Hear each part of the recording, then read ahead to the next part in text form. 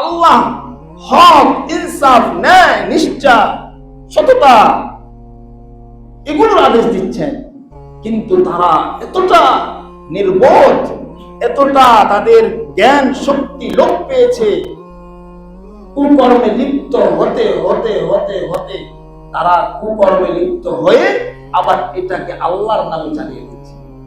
নাউযুবিল্লাহ। আল্লাহ রাব্বুল আলামিন সূরা আ'রাফের 28 নং আয়াতে বলেন, وَإِذَا فَعَلُوا فَاحِشَةً قَالُوا وَجَدْنَا عَلَيْهِ آبَاءَنَا وَاللَّهُ أَمَرْنَا بِهَا। এই আয়াতে কারীমার মধ্যে আল্লাহ রাব্বুল আলামিন একটা ঘটনা উঠিয়ে তুলেছেন। ঘটনাটি হলো, মক্কার কাফেররা তারা একটা যুক্তি দাঁড় করিয়েছে। কি যুক্তি? আমরা যে এত অপকর্ম করি, এত খারাপ কাজে আমরা লিপ্ত হই, আমাদের এই গায়ের জামা দিয়ে, কাপড় দিয়ে আমরা বিভিন্ন অপকর্মে লিপ্ত হই, সুতরাং এই গায়ের জামা পরে, এই অপকর্মকৃত জামা দিয়ে আল্লাহর ঘর অফ করা ঠিক না। আল্লাহর ঘর অফ করা কিনা ঠিক না। তো তারা যুক্তি দাঁড় করে তারা করত কি, উলঙ্গ তওয়াফ করত। নাউযুবিল্লাহ। এত বড় একটা ইবাদত, আল্লাহর ঘর। চিন্তা করেছেন শয়তানের যুক্তি বলতে গিয়ে ঠেকছে যে আল্লাহর ঘর তারা তওয়াফ করবে, এত মহান একটা কাজ তারা করবে, কিন্তু ওই কাজ তারা উলঙ্গ হয়ে তারা তওয়াফ করবে। পুরুষরা দিনের বেলা তওয়াফ করতে, আর নারীরা নাউযুবিল্লাহ সুম্মা নাউযুবিল্লাহ রাত্রে বেলা উলঙ্গ হয়ে তওয়াফ করে।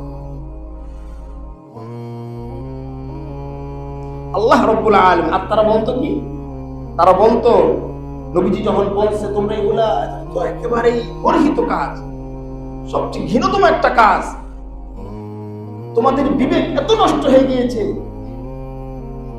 এত এই পরিমাণ তোমরা গোমরা হয়ে গেছো, এতটুকু বুঝো না আল্লাহর ঘর তোমরা তওয়াফ করতেছো, উলঙ্গ হয়ে তওয়াফ করতেছো। তখন তারা বলতো কি, وَإِذَا فَعَلُوا فَاحِشَةً যখন তারা অশ্লীল কাজে লিপ্ত হতো, قَالُوا وَجَدْنَا عَلَيْهِ آبَاءَنَا তারা বলতো আমরা আমাদের বাপ দাদাকে এভাবে করতে দেখেছি। আর কি, ওয়াল্লাহু আমারানা বিহা। নাউযুবিল্লাহ সুম্মা নাউযুবিল্লাহ। তারা বলতো আল্লাহ এভাবে তওয়াফ করতে আমাদেরকে আদেশ করেছে। চিন্তা করেছে কত বড় মারাত্মক, ডেঞ্জারাস, ভয়াবহ কথা তারা আল্লাহর নামে তারা বলতো।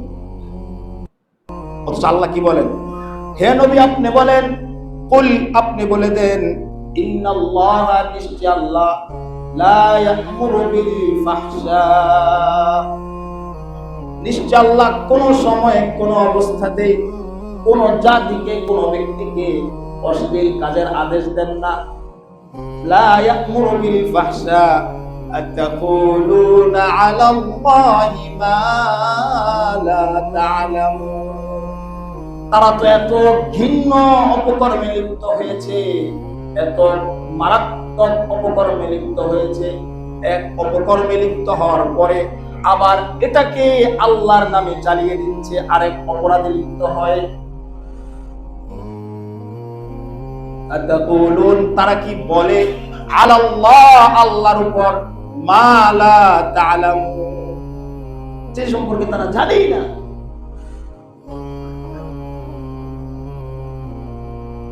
কুল আমার রব্বি বিল কিস, হে নবী আপনি বলে দেন আপনার রব আদেশ দিচ্ছেন, আমার রব্বি আমার রব আদেশ দিচ্ছেন, বিল কিস ন্যায় ইনসাফের আদেশ দিচ্ছেন।